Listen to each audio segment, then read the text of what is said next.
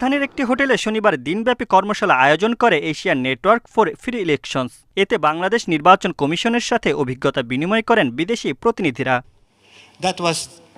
সকালে সেমিনারে যোগ দিয়ে নির্বাচন কমিশনার আবুল ফজল মোহাম্মদ সানাউল্লাহ বলেন, ত্রয়োদশ সংসদ নির্বাচন হবে ঐতিহাসিক, যার মাধ্যমে গণতন্ত্রের পুনঃসূচনা হবে। আগামী নির্বাচন হবে ঐতিহাসিক। দেশের মানুষের বহুল প্রত্যাশিত নির্বাচন সুষ্ঠুভাবে পরিচালনা করতে কমিশন প্রতিজ্ঞাবদ্ধ। সকল চ্যালেঞ্জ মোকাবেলা করেই সুষ্ঠু নির্বাচন উপহার দেয়া হবে।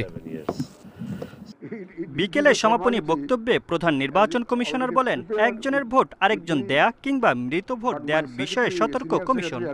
আমরা বিভিন্ন সময় পত্রপত্রিকায় দেখেছি যে একজনের ভোট একজনে দিয়ে গেছে অতীতে, 3টে ইলেকশনে তাই হয়েছে। কবরবাসী ভোটার কবর থেকে এসে ভোট দিয়ে গেছে, এই আপনার বিভিন্ন মিডিয়াতে আমরা দেখেছি। তার মানে হচ্ছে যে ও ডেড ভোটার্সগুলোকে আইসে একজন কেউ না কেউ ওনাদের পক্ষ হইয়া ভোট দিয়ে গেছে। সিইসি জানান, জাতীয় নির্বাচন ও গণভোট একসাথে করা কমিশনের অন্যতম চ্যালেঞ্জ। আই ক্যানট গ্যারান্টি যে আইনটা হলে আইনের মধ্যে বলা থাকবে